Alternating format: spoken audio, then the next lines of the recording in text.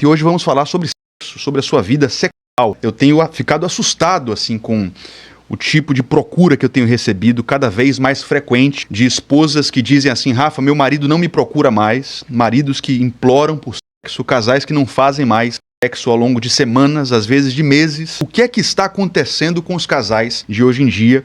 Parece que existe uma geração esquisita aí que simplesmente não quer mais. Eu não sei se vocês sabiam disso, mas no Japão isso tem sido cada vez mais comum, sabia?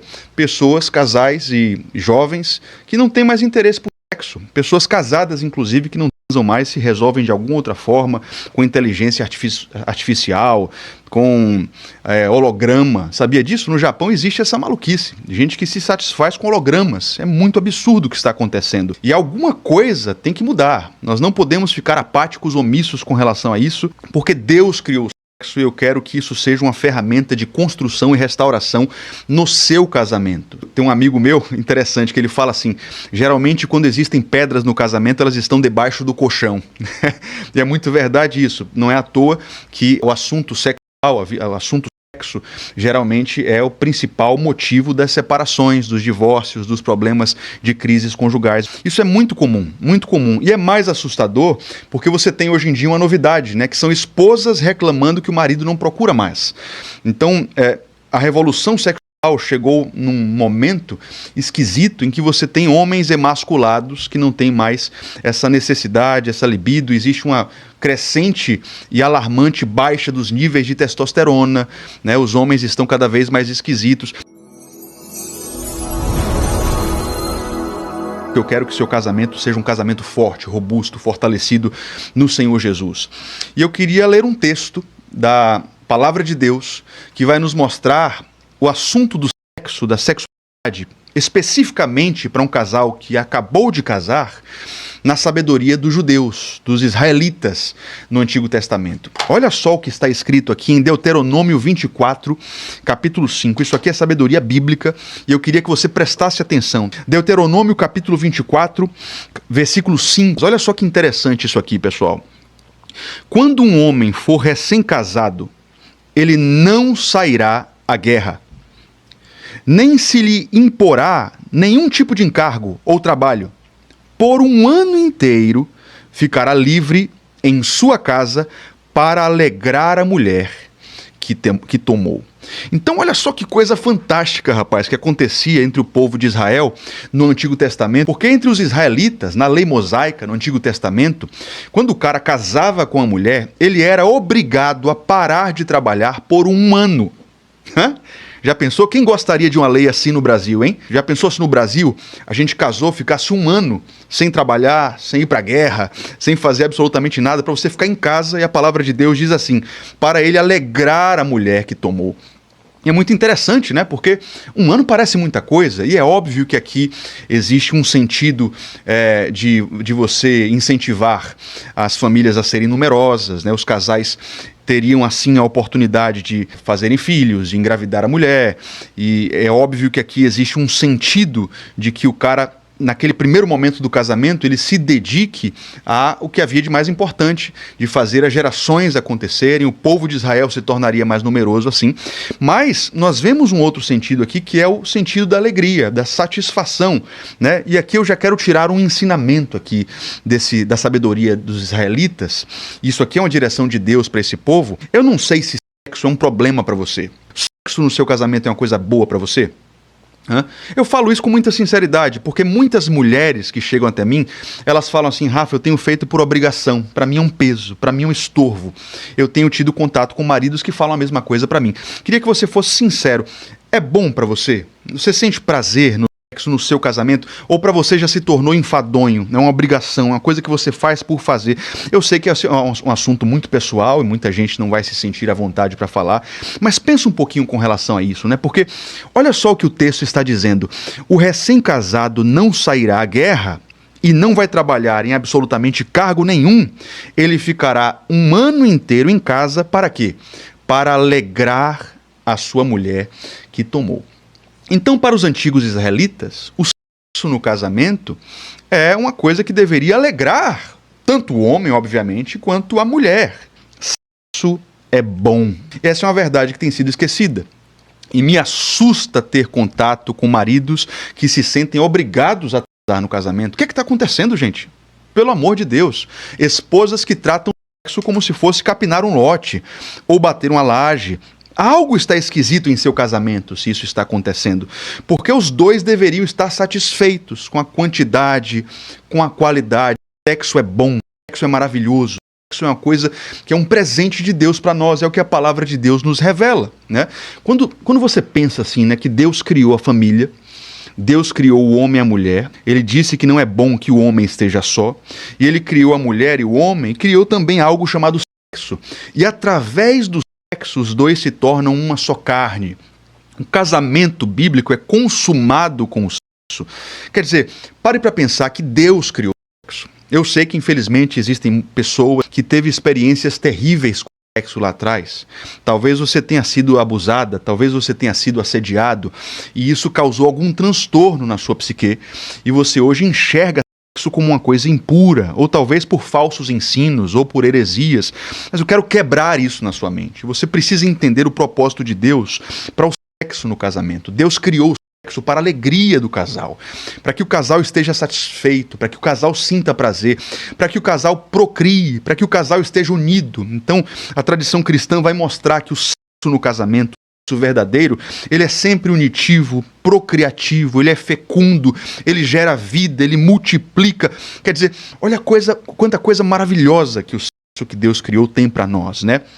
E se um dos dois não está satisfeito, algo de errado está acontecendo. E eu peço licença para vocês, mas eu tenho que ser muito explícito com vocês dois. Mas eu tenho que falar muito severamente com os maridos aqui, porque com as esposas também, porque eu tenho recebido, por exemplo, algumas notícias de maridos que não estão nem aí para a satisfação da esposa. Meu amigo, você chega na cama, né? A sua esposa se prepara para te dar prazer, para te dar satisfação, e aí você não está nem aí para como funciona a libido da mulher, orgasmo da mulher, né? O sistema reprodutivo da mulher, de que forma a mulher se sente estimulada, né? Eu tenho visto notícias de homens que chegam lá, se resolvem em 5, 6 minutos, às vezes menos, depois voltam para a televisão, vão assistir sua série.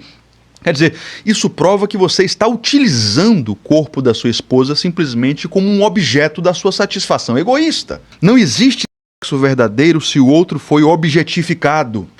Isso, para ser a celebração do casamento, tem que ser o sexo verdadeiro. E no sexo verdadeiro, o outro não é um objeto para mim. O outro é um ser humano, uno, com uma alma e com um corpo. Quer dizer, por trás daquele corpo, por trás daquela carne que toca em mim, existe uma alma que tem carências, que tem necessidades, e pela qual eu devo zelar, porque eu casei com aquela pessoa, meu Deus do céu.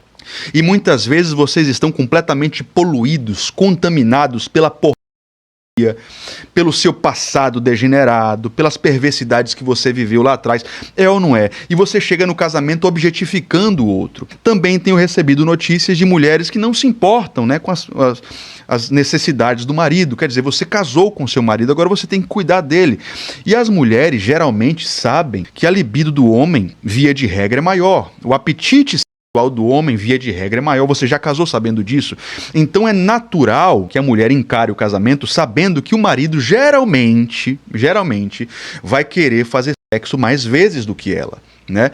E aí não cabe num casamento cristão com uma mulher sábia você ficar omissa, negligente, fazendo o seu marido ter que implorar para né? Não é só porque você não está tão afim e a semana passa, 2 semanas, 3 semanas se passam, e já que eu não quero, também não estou nem aí para ele, eu não procuro, eu não dou a entender que eu estou disponível, você está agindo de forma equivocada. O sexo deveria ser a celebração do casamento, a festa do casamento, deveria ser nutrido, cuidado, zelado pelos dois. O sexo é a festa do casamento, é a celebração do casamento. Num casamento forte, eu sei que é o casamento que você vai ter, é só uma questão de tempo, o sexo não vai ser um peso, o sexo não vai ser algo considerado impuro, o sexo não vai ser uma obrigação para mim. É óbvio que é um dever, mas antes disso é um prazer.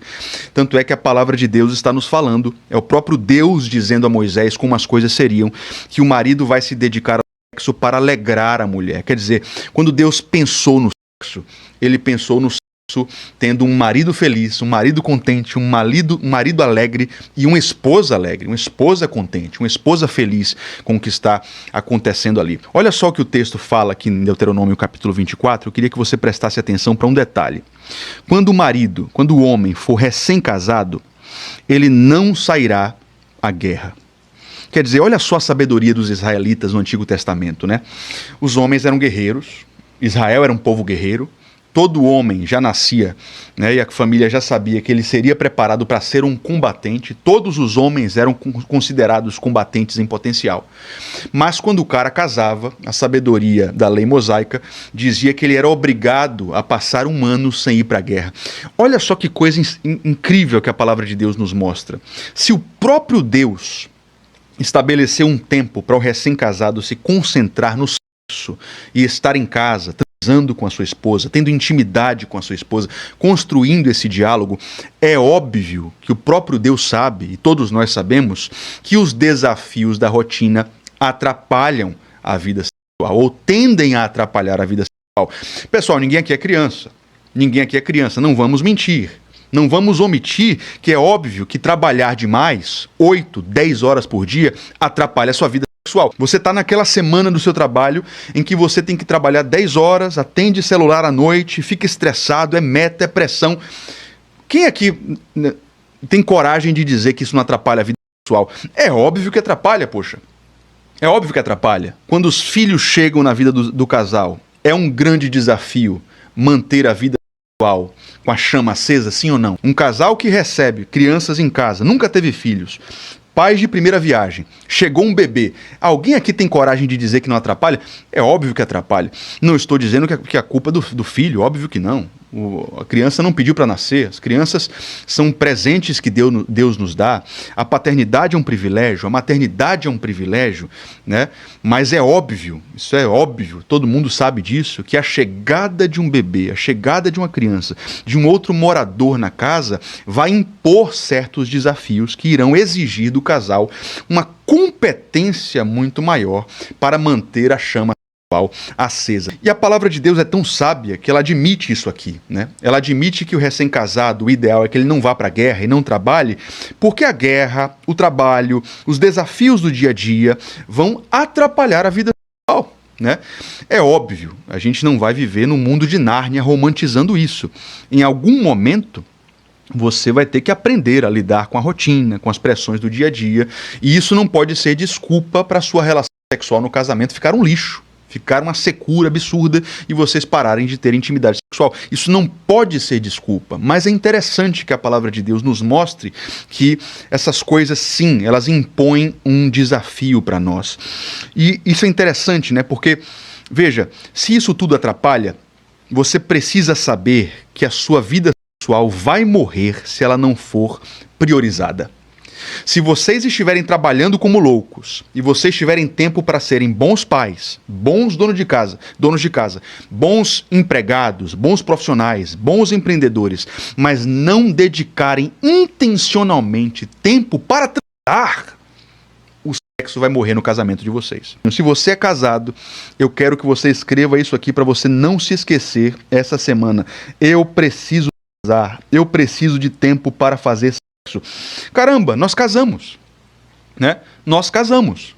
E se você casou, se você não tem uma graça de Deus para ser celibatário, se Deus não te deu uma graça especial para passar por essa vida sem o casamento, se abrasando, como o apóstolo Paulo nos disse, isso significa que Deus pensou, planejou o casamento para você estar num ambiente onde há sexo. Algum problema com isso? O sexo é um presente de Deus para o casal. E o sexo exige esse zelo. Eu preciso ter em mente que o meu cônjuge tem necessidades e eu também tenho necessidades, né? Ah, Rafa, mas eu não sinto mais tanta necessidade assim. É porque você parou de usar. Porque tem uma coisa muito interessante do sexo no casamento e quem está com a vida sexual forte sabe do que eu estou falando. Mas quanto mais você faz, mais você quer. Quando você para de praticar, quando você está com os hormônios desordenados, você está deprimido, você está influenciado por ideologias nihilistas, você está consumindo pornografia, você está consumindo algum tipo de degeneração, você está se resolvendo sexualmente de uma forma egoísta, você está se resolvendo através do autoerotismo, é óbvio que isso vai ser desordenado. Mas se eu estou falando, observa isso aqui, se eu estou falando de um ser humano fisiologicamente saudável, e emocionalmente saudável, e espiritualmente ordenado, esse ser humano vai ter uma necessidade de sexo, a não ser que ele tenha algum tipo de dom especial que Deus deu para ele, ele seja uma pessoa diferente, mas via de regra você tem essa necessidade, é para isso que você está no casamento. E me assusta perceber que vocês negligenciam isso no cônjuge, né? Muita gente negligencia isso no cônjuge. Ah, vou deixar ele sem sexo mesmo, ele que se dane, ele que se vire, ele que dê um jeito. Pelo amor de Deus, pessoal. Olha só o que diz aqui na palavra de Deus. Eu não sei quantos são cristãos. Eu entendo um cristão como uma pessoa que se submete, se sujeita à palavra de Deus. E na palavra de Deus existe um comando apostólico para nós que nós não podemos ignorar. Na primeira carta de Paulo aos Coríntios, no capítulo 7, verso 5, olha só o que o apóstolo nos ordena para nós que somos casados e discípulos de Cristo Jesus. Portanto, não vos negueis um ao outro. O contexto aqui é casamento. E Paulo está dando uma ordem. Não neguem um ao outro. Se o outro tem necessidade sexual, se o outro está pedindo para ter intimidade com você e praticar o sexo, você não deveria negar, você não deveria se omitir, você deveria cumprir o seu dever, porque nós já vimos que o sexo é algo muito bom. E se ele não está bom, algo está errado no seu casamento e você precisa torná-lo bom de maneira bíblica, mas por outro lado eu também preciso entender que o sexo é um dever à luz da palavra de Deus, né? Óbvio que não é padrão de Cristo Jesus que haja sexo sem consentimento, sexo forçado. Não é o padrão de Cristo. Na lei mosaica até era, porque nós vemos um padrão patriarcal um pouco diferente, né? Em Cristo Jesus isso muda um pouco de figura, porque olha só qual é o padrão que Paulo estabelece aqui. Não vos negueis um ao outro, exceto por mútuo consentimento. Então veja que na dispensação da graça, que agora, após Cristo Jesus, na dispensação do cristianismo, né? Da doutrina de Cristo, não existe possibilidade de sexo sem consentimento. Sexo forçado no casamento não é o que Cristo quer. Mas eu também não vou negar, eu não deveria negar sexo para o meu cônjuge, eu deveria cuidar dele, zelar por ele, mesmo que não esteja tão afim, né? É um erro, né? Poxa, eu não estou com tanto apetite sexual e meu cônjuge quer, mas já que eu não estou com tanto apetite sexual, eu não vou fazer, ele que se resolva de outra forma. Você está pecando à luz da palavra de Deus. Eu sei que isso aqui é uma fala impopular, eu sei que muita gente se chateia comigo, eu não posso fazer nada, mas o meu dever é te ensinar a palavra de Deus, e à luz da palavra de Deus você está cometendo um grave pecado, você está fazendo uma burrice, uma tolice. Poxa, é burrice. É burrice, porque veja o que eu vou te falar com todo amor e com todo cuidado pelo seu casamento. Quando você faz isso, você está empurrando o seu cônjuge para o ambiente da tentação. E eu sei que tem cônjuge que não é fácil, eu sei que tem cônjuge que é muito egoísta, eu sei que muitos de vocês sofrem, eu sei que existem limitações físicas, eu sei que vai ter dia que você está com uma terrível dor de cabeça, impossibilitado ou impossibilitada fisicamente, mas o que eu estou te dizendo é o nosso norte, para onde nós devemos olhar, né? O ideal é que você veja isso como um dever e se sinta feliz e satisfeito em cumprir esse dever. Você está entendendo? É aqui que eu quero chegar. Eu estou querendo te trazer para um lugar onde você supre as necessidades do cônjuge, mesmo sem estar com tanta vontade assim, e isso é motivo de alegria para você, porque por mais que você não esteja com tanto apetite sexual, você vai encontrar felicidade na satisfação sexual do outro. Olha só que belo isso, né? Faz sentido para você? Não sei se vocês estão entendendo onde eu quero chegar, mas eu estou querendo te ensinar um padrão. E se você entender isso, você vai ter muito mais possibilidade de construir uma vida sexual forte. E o padrão é o seguinte: poxa, eu não estou com tanta vontade hoje, mas o meu cônjuge está.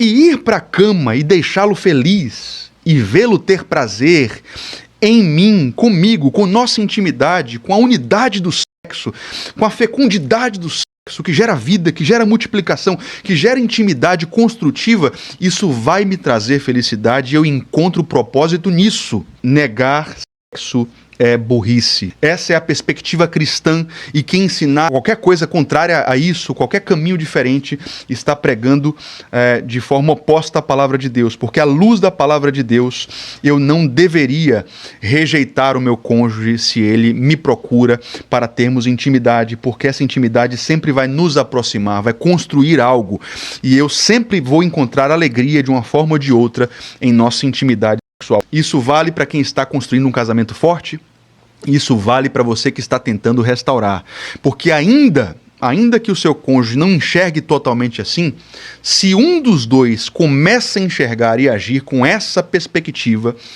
você já tem o início de uma restauração, porque uma das partes começou a se aproximar de Deus e se aproximar do cônjuge, tá certo? Eu só preciso que você tenha essa base. Enxerga sexo como algo que precisa de nutrição. Você precisa cuidar disso. Não deixa a rotina destruir a sexualidade entre vocês.